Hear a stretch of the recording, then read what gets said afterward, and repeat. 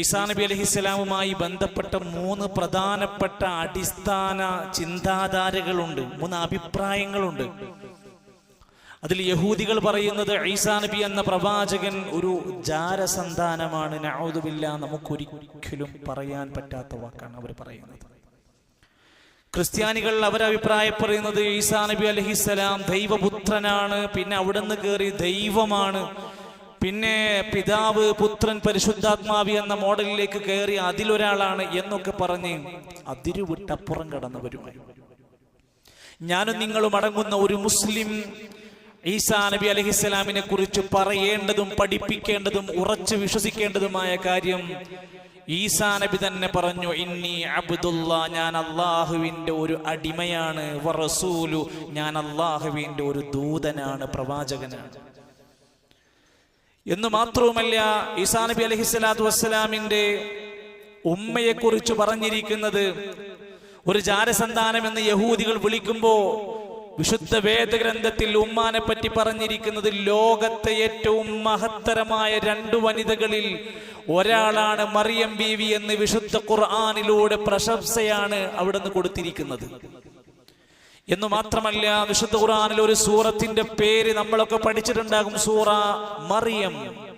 ഈസാ നബി അലൈഹി ഇസ്ലാമിന്റെ ഉമ്മയുടെ പേരാ കൊടുത്തിരിക്കുന്നത്. ആ ഉമ്മയുടെ മകനായി ഈസാ നബി അലൈഹിസ്സലാം ജനിച്ചതിൽ ഒരുപാട് അത്ഭുതങ്ങൾ ചരിത്രത്തിലുണ്ട്. സ്വാഭാവികമായും ഒരു വിശ്വാസി ഈ പ്രവാചകന്റെ ചരിത്രത്തെ വിലയിരുത്തുമ്പോൾ ഏറ്റവും പ്രധാനമായി പഠിക്കേണ്ടത് ഈസാ നബി അലൈഹിസ്സലാമിന്റെ ജനനം എന്തായിരുന്നു അതിന്റെ പിന്നിൽ.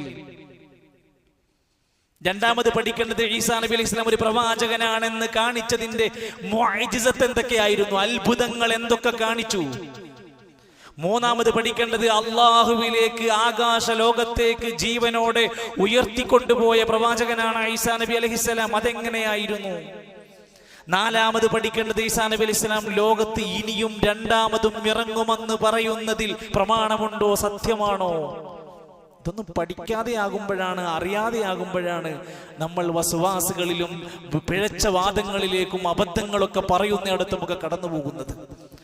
ഒരുപാട് ആളുകൾ ഇന്ന് സങ്കടത്തോടെ പറയാറുണ്ട്, സഹോദരങ്ങളെ, നമ്മളൊക്കെ ശ്രദ്ധിക്കേണ്ട വിഷയം തന്നെയാണ്. നാട്ടിൽ യഥാർത്ഥ ദീനിയായ പഠനങ്ങളും ഗവേഷണങ്ങളും ശരിയായ രൂപത്തിൽ എത്താത്തത് കൊണ്ടും പഠിക്കാത്തത് കൊണ്ടും നമസ്കരിക്കുന്ന ജുമുഅക്ക് വരുന്ന, പള്ളിയിൽ വരുന്ന എത്രയോ ആളുകൾ മനസ്സിനുള്ളിൽ നിരീശ്വരവാദം കൊണ്ടു നടക്കുന്നവരുണ്ട്.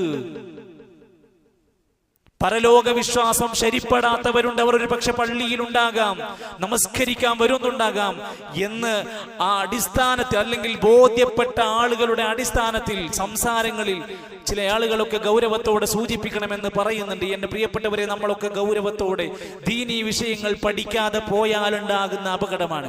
ഈസാ നബി അലൈഹിസ്സലാമിന്റെ ജനനവുമായി ബന്ധപ്പെട്ട് നമ്മൾ വായിച്ചാൽ ഫലസ്തീനിലെ ആ ബൈത്തുൽ മുഖദ്ദസിന്റെ ചരിത്രത്തിലേക്ക് തന്നെയാണ് അവിടെയും പോകുന്നത്. മറിയം ബീവി അലൈഹിസ്സലാത്തു വസ്സലാം അവിടെ വളരുകയാണ്. ഈസാ സക്കറിയ നബി അലൈഹിസ്സലാമിന്റെ സംരക്ഷണത്തിലായി അവിടെ വരുന്ന രംഗം പഠിപ്പിക്കുന്നുണ്ട്. മറിയം ബീവി ആരാധനകൾ കൂടുതലായി നിർവഹിക്കാൻ വേണ്ടി കുടുംബത്തിൽ നിന്ന് അല്പം മാറി താമസിക്കുകയാണ് ഉണ്ടായത്. ഒരു സഹോദരി എന്ന നിലക്ക് അള്ളാഹുവിലേക്ക് കൂടുതൽ ആരാധനകളുമായി മുന്നോട്ട് പോകാൻ അള്ളാഹുവിന്റെ കൽപ്പന മറിയം ബീവിക്കുണ്ടായി. യാ മറിയം ഖുനുതി ലിറബ്ബികി വസ്ജുദി വർകഈ മഅർ റാകിഈൻ. യാ മറിയമു, അല്ലയോ മറിയമേ, ഖുനുതി ലിറബ്ബികി, നീ നിന്റെ റബ്ബിന് വേണ്ടി താഴ്മ കാണിക്കുക, അനുസരണം കാണിക്കുക. വസ്ജുദി, നിന്റെ റബ്ബിന് വേണ്ടി സാഷ്ടാംഗം നമിക്കുക. വർകഈ, നീ റുകൂഇൽ ഏർപ്പെടുക. മഅർ റാകിഈൻ, റുകൂഇലാകുന്നവരുടെ കൂടെ. അങ്ങനെ ഇബാദത്തുകളിൽ മുഴുകി ജീവിക്കുന്ന മാതൃകാപരമായ ഒരു ജീവിതത്തിന്റെ ഇടക്കാണ് ജിബ്രീൽ അലൈഹിസ്സലാത്തു വസ്സലാം മനുഷ്യരൂപത്തിലായി പ്രത്യക്ഷപ്പെടുന്നത്. അതുമായി ബന്ധപ്പെട്ട് അവിടുന്ന് ഒരു വാർത്ത പറഞ്ഞു, പരിശുദ്ധനായ ഒരു മകൻ നിനക്ക് തരാനുണ്ട്, നിനക്ക് സമ്മാനമായി പടച്ചറപ്പ് തരാൻ വിധിച്ച കാര്യം പറയാനാ വന്നത്. മറിയം ബീവി ചോദിക്കുകയാണ്, എനിക്ക് എങ്ങനെയാ ഒരു മകൻ ഉണ്ടാകുന്നത്?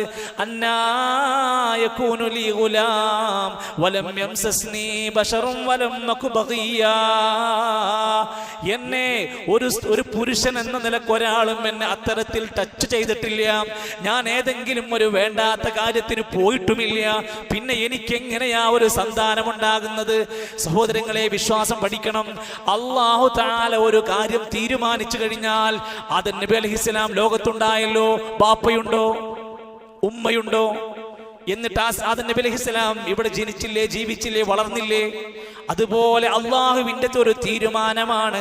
ആ തീരുമാനം അവിടുന്ന് പറഞ്ഞു കൊടുത്തു. കദാലിക ഖാല റബ്ബുക ഹുവ അലയ്യ ഹയ്യിൻ. അതൊക്കെ നിന്റെ റബ്ബിന് എളുപ്പമാണ്, നിന്റെ റബ്ബിന്റെ തീരുമാനമാണ്, അത് നടപ്പിലാകും. നാട്ടുകാര് അവിടുന്ന് എഴുന്നേറ്റ് വന്ന് പരിഹാസത്തോടെ ചോദിക്കാൻ തുടങ്ങി, അല്ലയോ ഹാറൂനിന്റെ പെങ്ങളെ, നിന്റെ വാപ്പി ഉമ്മയ്ക്ക് നല്ല മനുഷ്യന്മാരായിരുന്നു, നീ എന്താണ് ഇങ്ങനെയായി പോയത് എന്ന പരിഹാസ ശകാരങ്ങൾ ആരംഭിച്ചിരുന്നു എന്നാണ്.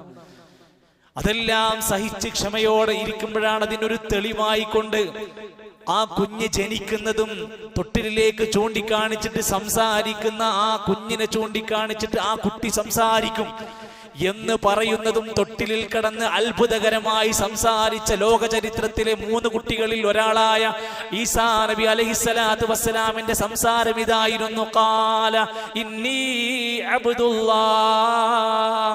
ഞാൻ ദൈവത്തിന്റെ പുത്രനാന്നല്ല പറഞ്ഞു, ഞാൻ അല്ലാഹുവിന്റെ അടിമയാണ്.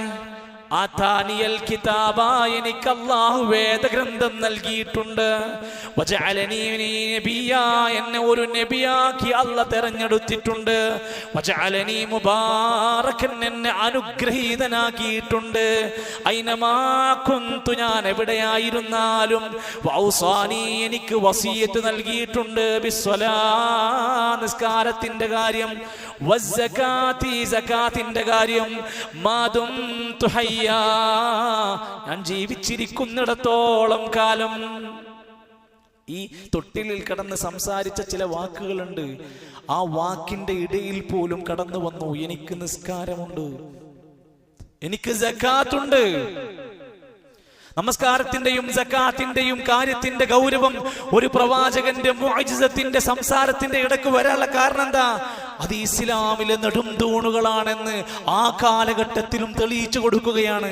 പ്രിയപ്പെട്ടവരെ, നമസ്കാരത്തിൽ ജാഗ്രതയും ശ്രദ്ധയും കാണിക്കുന്ന ആളുകളാണ് നമ്മളെങ്കിൽ അതിനോട് ചേർത്ത് വെച്ച സകാത്ത് നമ്മൾ എത്ര പേര് ഗൗരവത്തോടെ കാണാറുണ്ട്?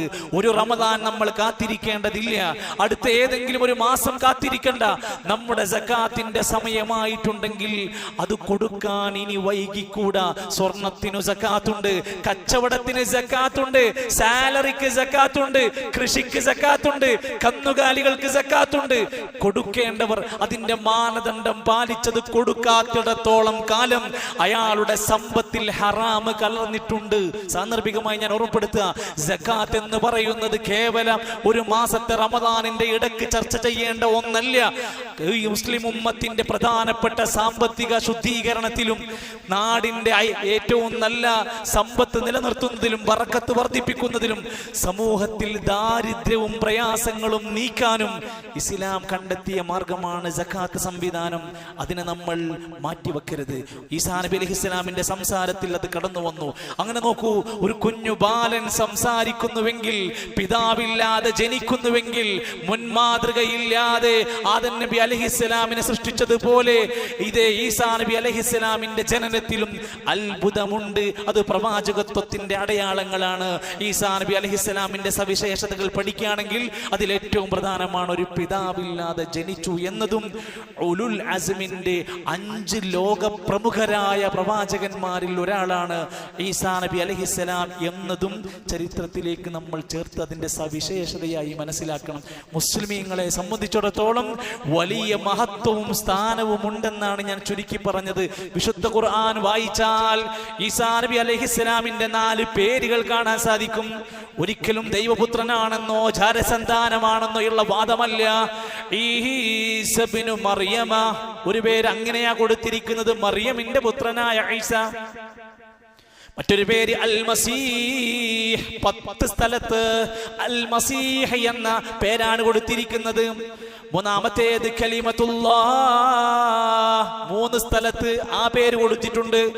റൂഹുല്ലാഹ്, അല്ലാഹുവിന്റെ റൂഹ് എന്ന പേരും കൊടുത്തിട്ടുണ്ട്. ഇതൊക്കെ ആ പ്രവാചകന് ലഭിച്ച സ്ഥാനങ്ങളാണ്. ഈസാ നബി അലൈഹിസ്സലാമിന് ധാരാളം മുഅ്ജിസത്തുകൾ നമുക്ക് കാണാൻ കഴിഞ്ഞല്ലോ. കുട്ടിക്ക് തൊട്ടിലിൽ കിടന്ന് സംസാരിച്ചതുണ്ട്, കളിമൺ പക്ഷികൾക്ക് ജീവൻ നൽകിയ ചരിത്രമുണ്ട്, വെള്ളപ്പാണ്ട് ചികിത്സിച്ചതുണ്ട്, മരിച്ചവരെ ജീവിപ്പിച്ച അള്ളാന്റെ അനുമതി പ്രകാരം പ്രവാചകനാണെന്ന് തെളിയിക്കാൻ വേണ്ടിയിട്ട് ചില സംഭവങ്ങൾ കാണിച്ചിട്ടുണ്ട്.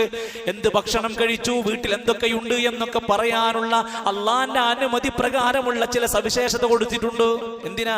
ബനൂ ഇസ്രായേലുകാര് താങ്കൾ ഒരു നബിയല്ല എന്ന് നിഷേധിച്ചപ്പോ പ്രവാചകനാണെന്ന് തെളിയിക്കാൻ മുഅ്ജിസാത്തുകൾ കൊടുത്തു. ഒരുപാട് കാലം ദീനിലേക്ക് ആളുകളെ ക്ഷണിച്ചു. അവസാനം പിടിച്ചു നിൽക്കാൻ കഴിയാതെ ശത്രുക്കൾ ഈസാ നബി അലൈഹിസ്സലാമിനെ വധിക്കാൻ ശ്രമിക്കുകയാണ്. തെരഞ്ഞു പിടിച്ച് അറ്റാക്ക് ചെയ്ത് പ്രവാചകന്മാരെ കൊല്ലുന്ന കാര്യത്തിൽ ബനൂ ഇസ്രായേലുകാരുടെ ഒരു പ്രധാന സവിശേഷതയായി ചരിത്രം രേഖപ്പെടുത്തുക, അവരുടെ നാട്ടിലെ അവർ തുടർന്ന് വന്നിരുന്ന സമ്പ്രദായങ്ങളെ ആരാണോ എതിർക്കുന്നത് അവരെ വധിക്കും. നമ്മുടെ ഒക്കെ നാടുകളിൽ നിങ്ങൾ ശ്രദ്ധിച്ചു നോക്ക്, നാട്ടിൽ നടന്നുകൊണ്ടിരിക്കുന്ന ഏതെങ്കിലും നിലക്കുള്ള വഴികേടുകൾ ആരെങ്കിലും എതിർക്കുന്നുണ്ടോ അദ്ദേഹത്തെ സമൂഹത്തിൽ വലിയ പ്രശ്നങ്ങൾ ഉണ്ടാകും, ഒറ്റപ്പെടുത്തി കളയും, ചിലയിടത്തൊക്കെ കൊന്നുകളയും. നബി സല്ലല്ലാഹു അലൈഹി വസല്ലം തങ്ങളുടെ മുമ്പ് കടന്നു വന്ന ഈസാ നബി അലൈഹിസ്സലാം ബനൂ ഇസ്രായേലിയരുടെ ഇടയിൽ കയറി ചെന്ന് ദഅവത്ത് നടത്തി ജനങ്ങളെ തിരുത്താൻ ശ്രമിച്ചപ്പോ അവർ കൊല്ലാൻ പുറപ്പെടുകയാണ്. മാത്രമല്ല, സാദൃശ്യമുള്ള ഒരാളെ കിട്ടിയപ്പോ അദ്ദേഹത്തെ വധിച്ചു കളഞ്ഞു. വഖൗലിഹിം, എന്നിട്ട് യഹൂദികൾ പറയാൻ തുടങ്ങി, ഇന്നാ ഖതൽനൽ മസീഹ ഈസ ഇബ്ന മറിയമ, മറിയമിന്റെ പുത്രനായ ഈസയെ ഞങ്ങളൊക്കെ കൊന്നു കളഞ്ഞിട്ടുണ്ട്. എന്നാൽ അല്ലാഹുവിന്റെ ഖുർആൻ പറയുന്നു, വമാ ഖതലൂഹു, നിങ്ങൾ അദ്ദേഹത്തെ കൊന്നിട്ടില്ല. വമാ സ്വലബൂഹു, നിങ്ങൾ ഈസാ നബിയെ കുരിശിൽ തറച്ചിട്ടില്ല. വലാകിൻ ശുബ്ബിഹ ലഹും, പക്ഷേ അവർക്കൊരു സാദൃശ്യം തോന്നിയിട്ടുണ്ട്. ഈസാ നബിയാണ് എന്നൊരു രൂപസാദൃശ്യം ഒരാളെ തോന്നിയിട്ടുണ്ട്, യഥാർത്ഥത്തിൽ നിങ്ങൾക്ക് പറ്റിയിട്ടില്ല. ബൽ റഫഅഹുല്ലാഹു ഇലൈഹി, അല്ലാഹുവിലേക്ക് അങ്ങ് ഉയർത്തി.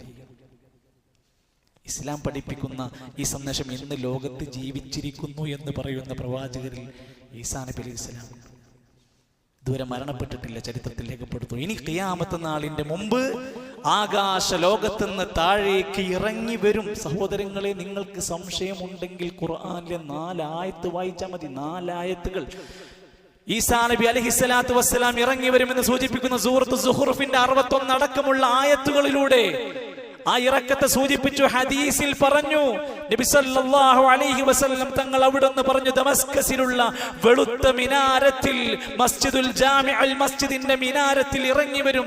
അവിടുത്തെ ജനങ്ങൾ ഇപ്പോഴും അറബിയില്ല, അവിടുത്തെ ഭാഷയായിക്കൊണ്ട് അറാമിക് ഭാഷ, ഈസാ നബിന്റെ ഭാഷ സംസാരിക്കുന്നു. ഒരു സുബ്ഹിന്റെ നമസ്കാര സമയത്താണ് ഇറങ്ങി വരിക. ഈസാ നബി അലൈഹിസ്സലാം ഇറങ്ങി വന്നിട്ട് ദജ്ജാലിനെ വധിച്ചു കളയുന്ന സംഭവമൊക്കെ കഴിഞ്ഞ കാല ഖുത്ബകളിലൊക്കെ സൂചിപ്പിച്ചിട്ടുണ്ട്. സഹോദരങ്ങളെ, ഇത്തരം സംഭവങ്ങളൊക്കെ അവിടെ നിലനിൽക്കെ ഇതേതെങ്കിലും ഒരാളുടെ വാക്കുകളല്ല, വഹീന്റെ അടിസ്ഥാനത്തിൽ ലോക ചരിത്രത്തിൽ പ്രമാണങ്ങൾ രേഖപ്പെടുത്തപ്പെടുകയാണ്. ഏറ്റവും ലളിതമായി നാം മനസ്സിലാക്കുക, ഈ വിഷയത്തിൽ ഇന്ന് ക്രിസ്തീയരായ ആളുകൾക്ക് സംഭവിച്ച അബദ്ധം എന്താ? ഈസാ നബി അലൈഹിസ്സലാം എന്ന ഈ പുണ്യ പ്രവാചകനെ അവർ ആരാധിക്കാൻ തുടങ്ങി. മുസ്ലിങ്ങളെ ആലോചിക്കണം കേട്ടോ, എപ്പോഴാ ളാലീൻ എന്ന് അവരെ പറ്റി പറയേണ്ടി വന്നത്? ഒരു നല്ല മനുഷ്യനെ, ഒരു നല്ല പ്രവാചകനെ ഒരു നാട്ടിലെ ജനങ്ങൾ ആരാധിക്കാൻ തുടങ്ങുമ്പോഴാണ് അവർ ളാലീനാകുന്നത്. അത് ഔലിയായാലും മഹാനായാലും ആരായിക്കോട്ടെ, അവരെ ആരാധിക്കാനുള്ള അവകാശം ഒരു സൃഷ്ടിക്കല്ല കൊടുത്തിട്ടില്ല. ക്രിസ്ത്യർക്ക് എന്തു പിഴവാണ് സംഭവിച്ചത്? ഈസാ നബി എന്ന പ്രവാചകനെ അവർ ആരാധിക്കാൻ തുടങ്ങി. പ്രശംസിച്ച് പ്രശംസിച്ച് ദൈവപുത്രനാണെന്ന് വാദിച്ചു, ത്രിയേകത്വത്തിന്റെ ട്രിനിറ്റിയുടെ ഒരാളാണെന്ന് വാദിച്ചു. ഖുർആൻ അതിനെ കുറിച്ചൊക്കെ പറഞ്ഞു. ആ വാദം, അള്ളാഹുവിന്റെ പ്രവാചകനായ ഈസാ നബി ദൈവത്തിന്റെ പുത്രനാണെന്ന വാക്ക് പറയുന്നത് ആകാശലോകം പൊട്ടിപ്പിളരാൻ മാത്രം അള്ളാഹ്ക്ക് ദേഷ്യമുള്ള കാര്യമാണ്. അത് പറയരുത്. നമ്മളൊക്കെ ചെറിയ കുഞ്ഞുനാളിൽ പഠിച്ച ഖുൽ ഹുവല്ലാഹു അഹദ് സൂറത്ത് പഠിപ്പിച്ചല്ലോ. ലം യലിദ് വലം യൂലദ് വലം യകുൽ ലഹു കുഫുവൻ അഹദ്. അല്ലാഹു ആർക്കും ജന്മം നൽകിയിട്ടില്ല, അവനെ ആരും ജനിപ്പിച്ചതല്ല. അല്ലാഹു ഒരിക്കലും ആരുടെയും പിതാവല്ല. അല്ലാഹുവിന് ഒരാളും മക്കളായിട്ടില്ല. ഇത് വിശേഷിച്ച് പഠിപ്പിക്കപ്പെടുന്നവരാണ് നമ്മൾ.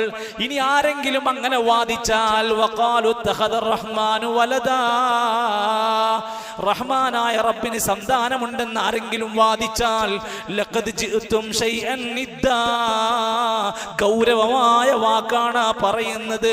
തകാദു സമാവാതു യതഫത്തർന മിൻഹു വതൻഷഖുൽ അർളു വതഖിറുൽ ജിബാലു ഹദ്ദാ, പർവ്വതങ്ങൾ പൊട്ടിപ്പിളരാൻ മാത്രം, ഭൂമി വിണ്ടുകീറാൻ മാത്രം, ആകാശം ഉഴുന്ന താഴേക്കിറങ്ങാൻ മാത്രം ഗൗരവമുള്ള വാക്കാണത്. ഒരിക്കലും ഒരു മനുഷ്യൻ, ഒരു മുസ്ലിമിന്റെ അല്ലെങ്കിൽ ഒരാളുടെ വാക്കിൽ അള്ളാഹുവിന് സന്താനമുണ്ടെന്ന വാദം തന്നെ പറയാൻ പാടില്ല. എങ്കിൽ അത് ആഘോഷമാക്കി നടത്തുന്നതാണ് ക്രിസ്മസ്. സംശയമില്ല.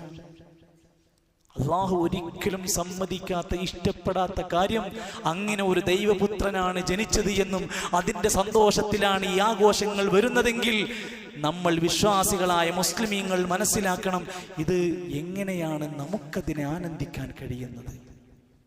അതുമായി ബന്ധപ്പെട്ട അവരുടെ ആഘോഷങ്ങളുടെ പിന്നിലെ ചരിത്രം അതാണെങ്കിൽ അവർ കേക്ക് മുറിക്കുന്നു, പുൽക്കൂടൊരുക്കുന്നു, വീടുകളിൽ സ്റ്റാഗർ ഒരുക്കി തൂക്കുന്നു, വീടുകളിൽ രാത്രി സമയങ്ങളിൽ കരോൾ പാട്ടും ഡാൻസും നടത്തുന്നു.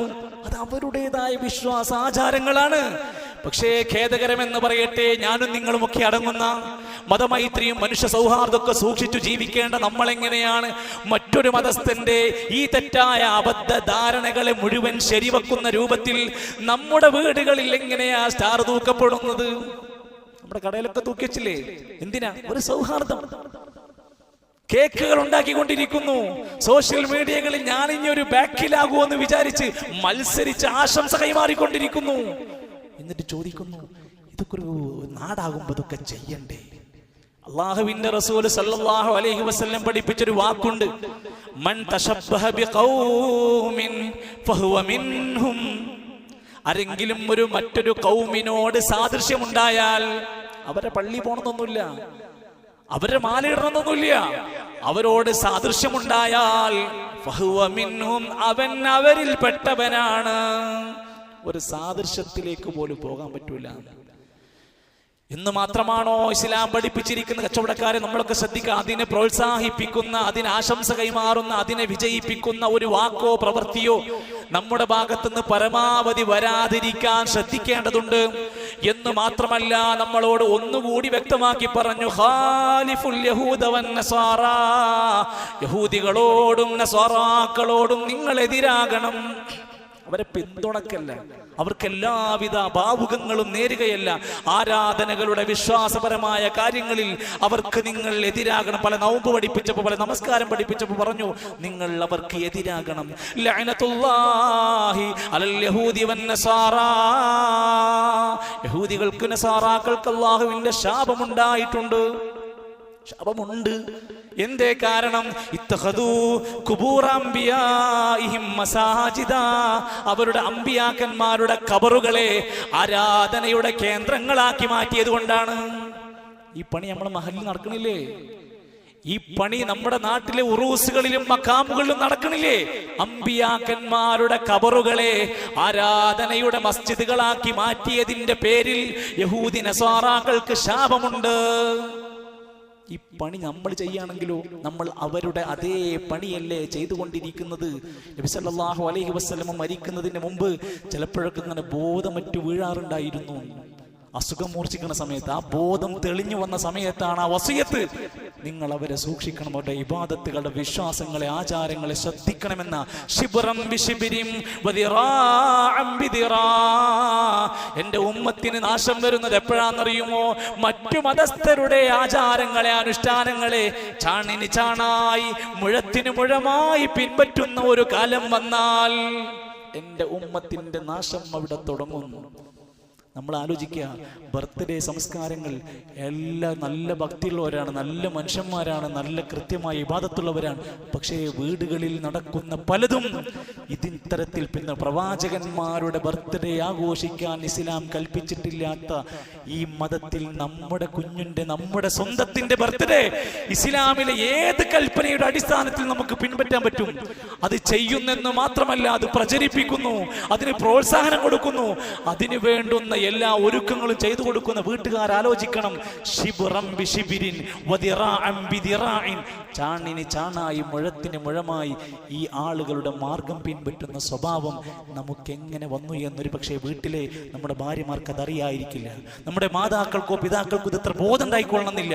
പറഞ്ഞു കൊടുക്കേണ്ടവർ തിരുത്തേണ്ടവർ നമ്മളാണ്. ഒരു പക്ഷേ കഴിഞ്ഞ കാലങ്ങളിൽ അതൊക്കെ ചെയ്തവരുണ്ടാകും. തൗബ ചെയ്ത് പശ്ചാത്തപിച്ച് ഇനി ഒരിക്കലും അത് വേണ്ടെന്ന് വെക്കാൻ നിമിഷങ്ങൾ ആവശ്യമില്ല, ഒരൊറ്റ വാക്ക് മതി. ഇല്ല, നമ്മുടെ വീട്ടിൽ അതില്ല എന്ന് തീരുമാനിച്ചാൽ പിൻവലിക്കാവുന്ന കേസേ ഉള്ളൂ. സഹോദരങ്ങളെ, ഇതെല്ലാം ഒരു പ്രമാണത്തിന്റെ അടിസ്ഥാനത്തിൽ ഒരു വിശ്വാസി ജീവിക്കുന്നത് ഏതോ ഒരു ചിന്താധാരയുടെ പിറകിലല്ല, വഹീന്റെ അടിസ്ഥാനത്തിൽ പ്രവാചകർ സല്ലല്ലാഹു അലൈഹി വസല്ലം അങ്ങ് പഠിപ്പിച്ചു. സമഅനാ വഅതഅനാ. നമ്മുടെ പണി എന്താ? ഞാനത് കേട്ടിരിക്കുന്നു, ഞാൻ ഇനി മുതൽ അത് അനുസരിച്ചിരിക്കുന്നു എന്ന് പ്രഖ്യാപിക്കലാണ്. ഇതിന് നമുക്കൊരൽപ്പം ഈമാൻ വേണം, നല്ല നിലപാട് വേണം, ആദർശം വേണം, പക്വമായ സമീപന രീതികൾ വേണം. അള്ളാഹു നമ്മെ എല്ലാം ഇസ്ലാമിൻ്റെ യഥാർത്ഥ രൂപത്തിൽ ജീവിച്ച് മരിക്കാനുള്ള തൗഫീഖ് നൽകി അനുഗ്രഹിക്കുമാറാകട്ടെ.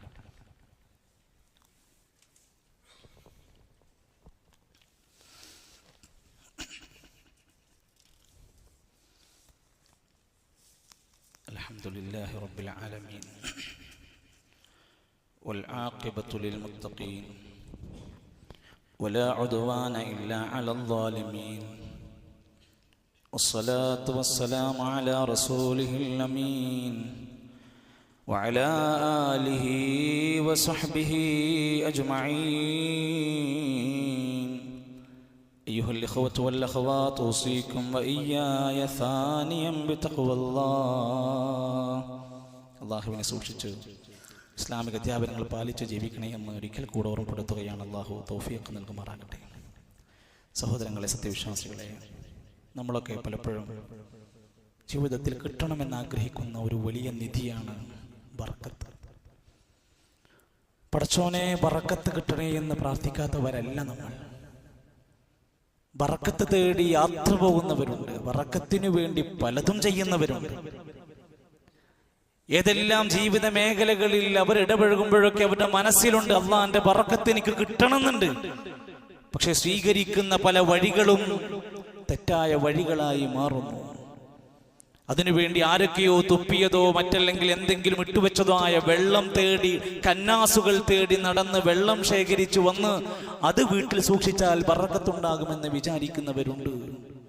എന്തെങ്കിലുമൊക്കെ എവിടെന്നെങ്കിലും എഴുതി തന്നത് വീടിന്റെ 4 മൂലയിൽ കുത്തിത്തറച്ച് വെച്ചാൽ എന്റെ വീട്ടിൽ ബർക്കത്തുണ്ടാകുമെന്ന് വിചാരിക്കുന്ന ആളുകളുണ്ട്. ബർക്കത്ത് തേടിയിട്ട് കേന്ദ്രങ്ങളെ, സ്ഥലങ്ങളെ സന്ദർശിക്കുന്ന ആളുകളുണ്ട്. വ്യക്തികൾ, ഇന്ന വ്യക്തികളൊക്കെ വലിയ ബർക്കത്തുള്ള ആളുകളാണ്, തങ്ങൾമാർ. നമ്മൾ അവരെ അനാദരിക്കുകയല്ല. ഈ അടുത്ത കാലത്ത് കഴിഞ്ഞ ഒരാഴ്ചയിൽ ഒരു പുതിയ സംഘടനക്ക് രൂപം കൊണ്ടിട്ടുണ്ട്. കേരളത്തിലെ ഒറിജിനൽ തങ്ങൾമാർക്ക് മാത്രമുള്ള അഹ്ലു ബൈത്ത് എന്ന പേരിൽ ഒരു സംഘടന രൂപീകരിക്കേണ്ടി വന്നു. അവർ പറയുന്നു, കേരളത്തിൽ ഒരുപാട് വ്യാജ തങ്ങന്മാർ ഇറങ്ങിയിട്ടുണ്ട്, അത് ഭയങ്കര ശല്യമായി കൊണ്ടിരിക്കുകയാണ്. എല്ലാത്തിലും എന്ന പോലെ ഇതിലും കുറെ വ്യാജന്മാരുണ്ട്. സഹോദരങ്ങളെ, ഈ വ്യാജന്മാരും ഒറിജിനലും ഒക്കെയുള്ള ഈ ഫൈറ്റിങ്ങിലൊക്കെ പ്രധാനപ്പെട്ടത് ഒന്ന് പഠിച്ചാൽ മനസ്സിലാക്കാൻ സാധിക്കും, ഇതിലേതാണ് യഥാർത്ഥം, ഏതാണ് വാസ്തവമെന്ന്. സത്യത്തിൽ ഒരു മനുഷ്യന് ബർക്കത്ത് കിട്ടാൻ ഇസ്ലാം പഠിപ്പിച്ചത് ഇതൊന്നുമല്ല. ഞാൻ ഏറ്റവും ചുരുങ്ങി 5 കാര്യം പറയാം. 1, നല്ല ഈമാനും നല്ല തഖ്വണ്ടോ അയാളുടെ ജീവിതത്തിൽ പടച്ചോൻ ബർക്കത്ത്. അല്ലാഹ് പറഞ്ഞ വാക്കാണ്. വിശുദ്ധ ഖുർആനിൽ അല്ലാഹ് പറയാണ്, ബർക്കത്ത് വേണോ? വലൗ അന്ന അഹ്ലൽ ഖുറാ ആമനൂ വത്തഖൂ ലഫതഹ്നാ അലൈഹിം ബറകാതിൻ മിനസ് സമാഇ വൽ അർദ്. ആ ഗ്രാമത്തിലുള്ള ആളുകൾ അല്ലാഹുവിൽ വിശ്വസിച്ച് വത്തഖൂ, നല്ല തഖ്വ പാലിച്ച് ജീവിക്കാൻ തുടങ്ങിയാൽ ലഫതഹ്നാ അലൈഹിം ബറകാതിൻ മിനസ് സമാഇ വൽ അർദ്, ആകാശത്തു നിന്നും ഭൂമിയിലും അവർക്ക് ധാരാളം ബർക്കത്ത് നാം കൊടുക്കും.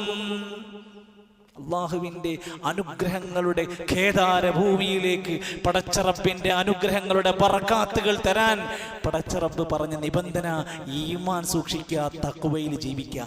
2, അൽ ഇസ്തിഗ്ഫാർ, പടച്ചോനെ പുറത്തേർന്നേ എന്നുള്ള പ്രാർത്ഥന ഉണ്ടാവുക. ഒരു പാപം ചെയ്തിട്ടില്ലെങ്കിൽ പോലും നമ്മൾ ഇസ്തിഗ്ഫാർ അധികരിപ്പിക്കുന്നുണ്ടോ? റബ്ബ് നമ്മുടെ ജീവിതത്തിൽ, കച്ചവടത്തിൽ, സമ്പത്തിൽ, വെള്ളത്തിൽ, നമ്മുടെ മേഖലയിൽ പടച്ചോൻ ബറക്കത്ത് തരും. ഖുർആനാ നിങ്ങൾ ഇസ്തിഗ്ഫാർ നടത്തിയാൽ നിങ്ങൾക്ക് സമൃദ്ധമായ വെള്ളം ഇറക്കി തരും. ധാരാളം സമ്പത്തും മക്കളും തരും. തോട്ടങ്ങളും തരും, നല്ല അരുവികളും നിങ്ങൾക്ക് തരും. എന്താ പണി? പടച്ചോനെ പുറത്ത് തന്നെ പടച്ചോനെ എന്നുള്ള മനസ്സറിഞ്ഞ പ്രാർത്ഥന ഉണ്ടെങ്കിൽ. മൂന്നാമത്തെ കാര്യം എന്താ? വിശുദ്ധ ഖുർആൻ നന്നായി പാരായണം ചെയ്യാം. ഈ ബർക്കത്ത് തേടിയിട്ട് ലോകം മുഴുവൻ ചുറ്റിക്കറങ്ങി നടക്കുന്ന ആളുകളുടെ സ്വന്തം വീട്ടിൽ ബർക്കത്തുണ്ട്. എന്താ? ആ വിശുദ്ധ ഖുർആൻ ഒന്ന് തുറന്ന് ഓതാൻ തുടങ്ങുക. നീ എത്ര ആയത്താണോ ഓതുന്നത് അതിനനുസരിച്ച് വീട്ടിൽ ബർക്കത്തുണ്ടാകും. അതിനൊന്നും നേരല്ല. ആഴ്ചയിൽ 168 മണിക്കൂറിൽ 1 മണിക്കൂർ ഇരുന്ന് ഖുർആൻ പഠിക്കാൻ പോലും നേരല്ല. സ്വന്തം മക്കൾക്ക് CR എന്ന സംവിധാനമുണ്ട്. മറ്റെല്ലാത്തിനും മണിക്കൂറുകൾ കൊടുത്ത് 1 മണിക്കൂർ എന്റെ കുട്ടി ദീനെന്ന് വല്ലതും പഠിക്കട്ടെ എന്ന് കൊടുക്കാൻ നമ്മൾ സന്നദ്ധരല്ല. പക്ഷെ ബർക്കത്ത് എല്ലാവർക്കും വാരോളം വേണം. എന്നാൽ അള്ളാഹുവിന്റെ പ്രവാചകൻ സല്ലല്ലാഹു അലൈഹി വസല്ലം ഖുർആനിലൂടെ പഠിപ്പിച്ചു. ഈ ഖുർആൻ ഓദിക്കോ, കിതാബുൻ അൻസൽനാഹു ഇലൈക മുബാറകുൻ ലിയദബ്ബറു ആയാതി വലിയതദക്കറ ഉലുൽ അൽബാബ്. ഈ ഖുർആനിന്റെ പ്രത്യേകത, നാം ഇത് നിങ്ങൾക്ക് ഇറക്കി തന്നിരിക്കുന്നു. മുബാറകുൻ, ബറക്കത്തുള്ളതാണ്, ബറക്കത്തുള്ളതാണ്. ലിയദബ്ബറു ആയാതിഹി, അതിലെ ആയാത്തുകളെ പറ്റി ഉറ്റാലോചിക്കാൻ വേണ്ടി ഇറക്കി തന്നതാണ്. സഹോദരങ്ങളെ, നമ്മൾ എത്ര ആയത്തുകൾ അധികരിപ്പിക്കുന്നുണ്ടോ അത്രയും നമ്മുടെ വീട്ടിൽ ബർക്കത്ത് കൂടും. ആൾക്കാരിങ്ങനെ ചോദിക്കാണ്, എങ്ങനെ ബർക്കത്തുണ്ടാകുക? മറുപടി ഇതാണ്. വീട്ടിൽ എത്ര ഖുർആനിന്റെ ആയത്തിന്റെ എണ്ണം കൂടുന്നുണ്ടോ, ഒത്തുകൂടുന്നുണ്ടോ അതിനനുസരിച്ച് ഇൻഷാ അല്ലാഹ് നമ്മുടെ വീട്ടിൽ ബർക്കത്ത് വരും. അല്ലാതെ നമ്മൾ വേറെ ഏതാളെ കൊടുത്ത് കുറ്റിയടിച്ചിട്ടും കാര്യമില്ല. നമ്മൾ ചെയ്യേണ്ട പണി നമ്മൾ ചെയ്യണം. നാലാമത്തെ കാര്യം അശ്ശുക്ർ വൽ ഹംദ്. അള്ളാഹ്ക്ക് കിട്ടിയതിന് ശുക്ർ പറയുന്ന, അള്ളാഹിനെ സ്തുതിക്കുന്ന മനസ്സുണ്ടാവണം. ലഇൻ ശകർതും ലഅസീദന്നകും. അള്ളാഹ്ക്ക് ശുക്ർ കാണിച്ചാൽ അള്ളാഹ് വീണ്ടും വീണ്ടും നിങ്ങൾക്ക് അധികരിപ്പിച്ച് തന്നുകൊണ്ടിരിക്കും. അതൊക്കെ ബർക്കത്താണ്. അഞ്ചാമത്തെ കാര്യം തവക്കുൽ. അള്ളാനെ തവക്കുലാക്കുക. എൻ്റെ ജീവിതത്തിലെ എല്ലാത്തിനും കഴിവുള്ളത് എൻ്റെ റബ്ബിനാണ്. എൻ്റെ ജീവിതത്തിലെ എല്ലാ തരത്തിലുള്ള പ്രയാസങ്ങളും നീക്കാൻ കഴിവുള്ള റബ്ബിനാണ്. തവക്കുലിന്റെ ബോധം ഉണ്ടെങ്കിൽ അള്ളാഹ് ബർക്കത്ത് നൽകും. വമയ്യ തവക്കൽ അലല്ലാഹ്, ആരെങ്കിലും അള്ളാഹുവിൽ തവക്കുലാക്കിയാൽ ഫഹുവ ഹസ്ബു, അവന് അള്ളാഹ് മതിയായതാണ്, എല്ലാം തരും. അള്ളാഹനെ തവക്കുലാക്കിക്കോ, പടച്ചവനെല്ലാം തരാൻ കഴിവുള്ളവനാണ്. ഈ സുന്ദരമായ കാര്യങ്ങളെ ഖുർആൻ കൊണ്ട് നമുക്ക് സ്ഥിരപ്പെട്ടു. ഹദീസ് വായിച്ചാൽ ഒട്ടനേകം കാര്യങ്ങൾ. നിങ്ങൾ സംഘമായി കൂട്ടമായിരുന്ന് ഭക്ഷണം കഴിക്കൂ, നിങ്ങൾക്ക് ബർക്കത്ത് കിട്ടും. പിന്നെ പറഞ്ഞു, നിങ്ങൾ മാതാപിതാക്കൾക്ക് പുണ്യം ചെയ്യൂ, നിങ്ങൾക്ക് ബർക്കത്ത് ലഭിക്കപ്പെടും. നിങ്ങൾ ജമാഅത്തിന് പരിഗണന കൊടുക്കൂ, ബർക്കത്ത് ലഭിക്കപ്പെടും. ഇത്രയെത്ര വാക്കുകൾ ബർക്കത്തുമായി ബന്ധപ്പെട്ട് പഠിപ്പിച്ചിട്ടുണ്ട്. അതുകൊണ്ട് നമ്മൾ ആലോചിക്കണം, എനിക്ക് എൻ്റെ ജീവിതത്തിൻ്റെ എല്ലാ മേഖലകളിലും, എൻ്റെ കിട്ടുന്ന ജോലിയിലും, ഇപ്പോൾ ചെയ്തുകൊണ്ടിരിക്കുന്ന കച്ചവടത്തിലും, ഞാൻ അനുഭവിച്ചു കൊണ്ടിരിക്കുന്ന എൻ്റെ എല്ലാ കേന്ദ്രങ്ങളിലും എനിക്ക് അള്ളാഹുവിൻ്റെ ബർക്കത്ത് കിട്ടണമെങ്കിൽ അള്ളയും റസൂലും പഠിപ്പിച്ച മാർഗങ്ങൾ തേടലല്ലാതെ തെറ്റായ വഴികളിൽ ഒരിക്കലും നിങ്ങൾക്കത് നേടിയെടുക്കാൻ സാധ്യമല്ല. അല്ലാഹു സുബ്ഹാനഹു വ തആല നമ്മുടെ മുഴുവൻ മേഖലകളിലും റബ്ബിൻ്റെ മഹത്തായ ബറക്കാത്തുകൾ നൽകി അനുഗ്രഹിക്കും.